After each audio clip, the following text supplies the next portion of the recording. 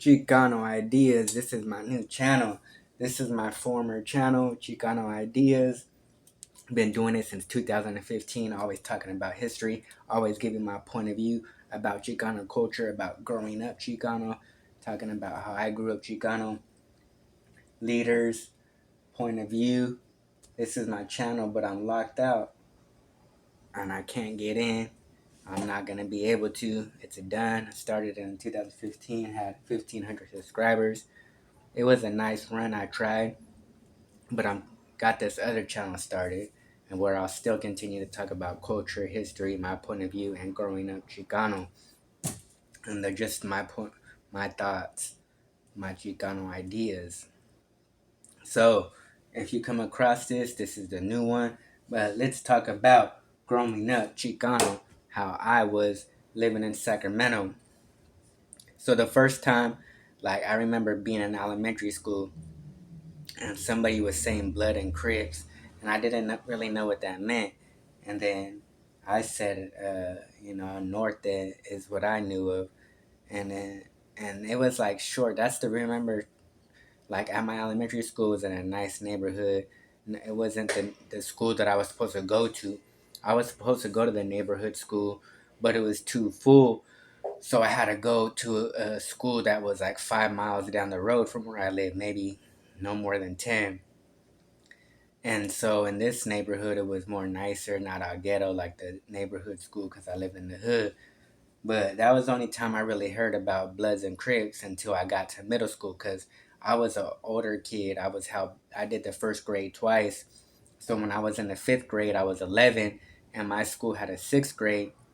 So everybody from the sixth grade was graduating and going to the middle school, which was literally not a full block down the street, and it's like at a weird angle. They're like parallel from each other, the school, but there's houses that block it. And but through some of the road, through one road for sure, if you look down the parallel from it, you could see the middle school. And so it was just right there, and they told my mom, they told me I had to graduate. Like he could no longer stay at this school. Like he lives too far anyways, and he's older than a regular kid, blah, blah, something like that. And they most like I always rode my bike from like fourth, fifth grade, third grade. Like I would ride my bike all the time. Like I would get dropped off and pull my bike out of the van because I'd have to ride my bike home. And then I didn't live in a ghetto neighborhood, so all the teachers most likely seen this. The kids like, oh, I see you. Like, why you gotta ride your bike home or something? Like a little spoiled kind of neighborhood, middle class school I went to.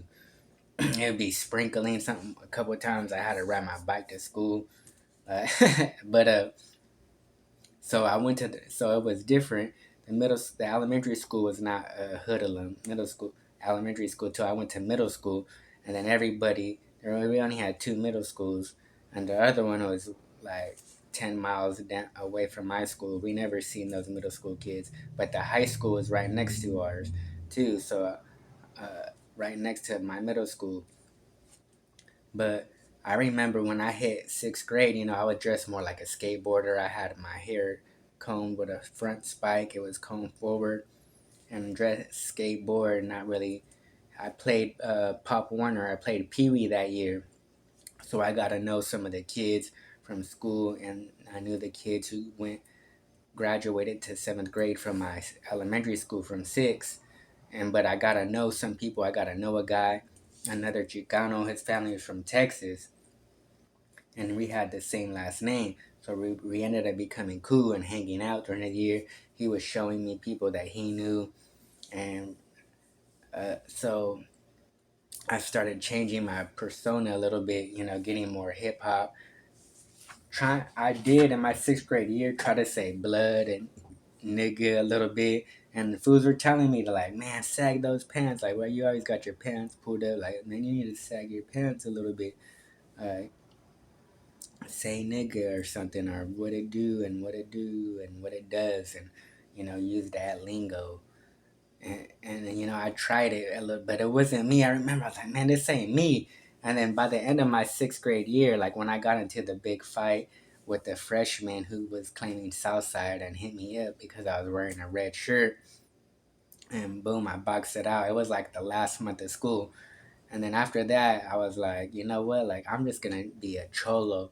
Like, I can't do this with it. Like, I do it say now, but like, I can't go deep hard into it, like nigga blood and what it is, and crack a lacking, brody. Like, yeah, I could use that terminology, but like not hardcore like they were, and sagging my pants and then getting all stupid, dummy, hyphy. Just I wasn't me. Like, yeah, I use the slang and it's fun. It wasn't too popular yet, the hyphy, when I was in the sixth grade. But I'm just meaning like the persona of being like a brother, pretty much. The a brother from the streets, of that persona of wanting to be gangster from the brothers, the blacks point of view. I was like, if I'm gonna carry any gangster type of persona, it's gonna be cholo. That's what I always see in my family, from San Jose, all choloed out, Chicano town, seeing Chicanos choloed out, Cortezes creased up, cuffed up. Even if they're not wearing Cortezes, those pants are creased up and cuffed up. Low riders. That's what I like. That's what I wanted to be. And then if I'm gonna be a so-called gangster or wanna be gangster, it's gonna be a cholo, Chicano style. So by the time at the end of my sixth grade year, excuse me, I start combing my hair back. I was like, I'm gonna let my hair grow out. I'm gonna comb it back because I remember my mom wanted me like, you want a haircut? I was like, nah, I'm gonna let my hair grow back. Like, can you buy me a hat for my birthday? I started wanting to wear hats, wear more plain shirts, stop wearing all the skateboarder stuff, all the too much little kid graphics. And by the time I seventh grade came, I was had my hair slicked back. I was trying to like cuff my pants more, and I would don't think I was creasing my pants maybe till the end of my seventh grade year. My uncle showed me how to crease my pants and shorts up, but I was like, all right, this is how I want to dress. I was like, man, I wish I had some Cortezes, like that would just put me on the spot. Like, but I try to be more cholo-ish. And then I just remember though, when I came back from Mexico after Christmas break in mid seventh grade year, I bought some Cortezes out there for 500 pesos. Got ripped off. That's $50 American. I should have got them for 100 pesos. There was even a guy at a swap meet. He was selling Cortezes. He had the red leather and the black leather for like 30 pesos, and I didn't even buy them. I could have bought both of them. I had $1,000. But as a kid, I was like, I'm gonna save it to buy the other. I should have bought so many shoes, like they said, like man. But the point is that I finally got some Cortezes from out there and some fresh pants. Came with some creased up black pants. Came back from Christmas break, Cortezes on, feeling all cool.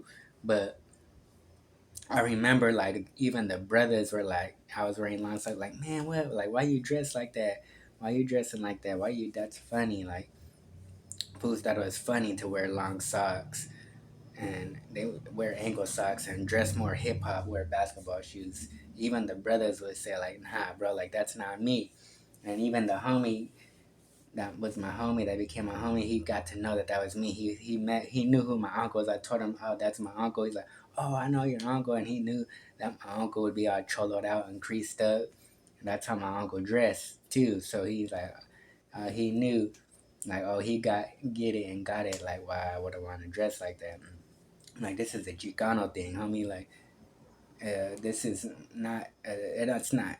That's how I seen it. It's like I'm gonna be a cholo if anything.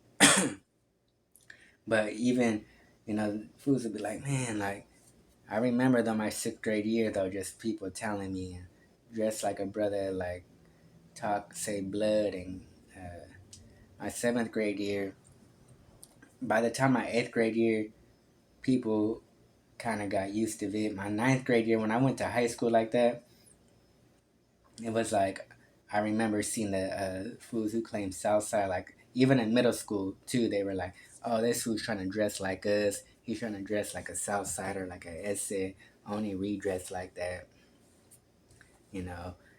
He's trying to be like us. And I'm like, nah, bro, like, no, like, Nah, homie, like, this is how my family always dress. This is how my family dress in San Jose. Like, it's a Chicano, a Mexican thing, I would say, whatever word I would use at the time. But even in high school, they were like, this was trying to be like a South Sider. I've been chased for looking like dressing like a cholo by brothers in the neighborhood growing up.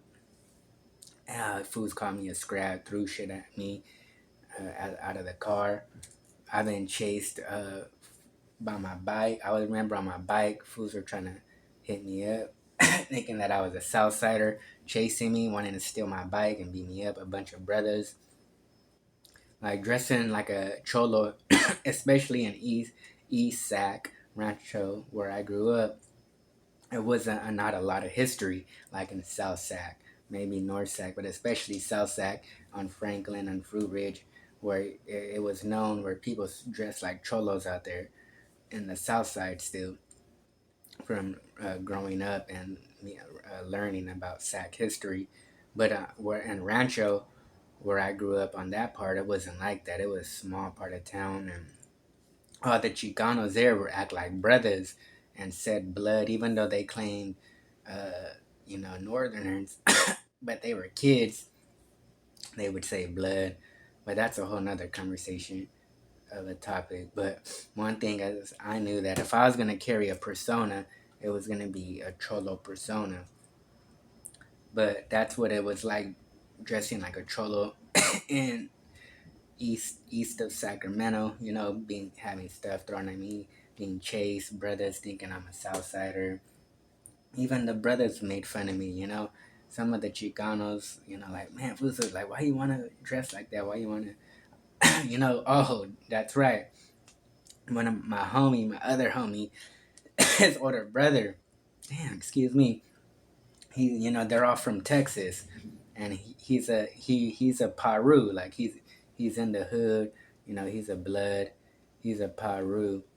And I remember my seventh grade year, like, we would argue. Like, I remember kicking with him that summer after my seventh grade year, and I seen him months ago, and he did, damn it, prison time for like 15 years, and he actually forgot who I was. Like, but hey, that happens. He was on drugs and alcohol a lot at the time, so he didn't even remember me. And I was like, it's all good, shit happens. But I was telling him the story, and he was trying to remember everything. I was like, bro, we used to argue that summer. You used to hit me like, bro, why you dress like a scrap for? Why you dressing like that? He used to tell me. And I used to tell him, why you act black? Why you talk like a brother? Why you in the black gang? And we did it. Baker had it for a while. And then he finally said, like, him being on, like, all right, you know what, homie, like, that's you. That's how do and this is good me and how I am. And he stopped. But I even told him that. He laughed. And I was like, he told me, like, all right, that's us. This is you. This is how you dress. Like, and I'll stop bugging you about it. You stop bugging me. Stop going back and forth. Like, you're acting black. I would tell him, like, it was funny. He don't remember it at all though. But hey, homie was young, doing his thing, and after 15 years, you could forget about somebody, and then, that was just how it was. Dressed like my uncle would dress like a cholo, growing up in Sac. He would get hit up a little bit, and but in Rancho for sure is what I'm talking about. My part of town, because like I said, in South Side of Sacramento, I know from talking to people who was still dressed like cholos on the South Side in the early 2000s. So, but where I grew up, it was like not a thing. Culture was new out there. That part of town was fresh and not a lot of history. So, for me, if I'm gonna dress like anybody and have a persona, it's gonna be a cholo. It's gonna be watching from Foods from Blood In, Blood Out. Watching American Me. So I would want to be creased up and put my Pendleton like this and walk. You know, so being all hip hop, urban, I, acting like a brother, it was like, nah, I didn't feel it. I tried it though. I was like trying to say blood at the end of my sixth grade year, and sag, and I was like, I don't feel it. This is not me. Like, that's not what I even wanted to be if I'm gonna be a so-called gangster. Like, I like Cortezes and Chucks and cuffed up, creased up pants. You know, hey. But other than that, Chicanos, that was what it's like. Another video coming soon about growing up Sacramento, growing up with the brothers, with the Bloods. But that was just how it was, being dressing up like a cholo, being chased by brothers, stuff thrown at me, people tripping out, the fools who were SS at school. Hey, you dressing like us, you trying to be like us. But nah, it's not how it was. I mean, like, other than that, leave your thoughts, leave your comments. This is my old channel. This is me now trying to create the new channel. Culture is power, history is knowledge.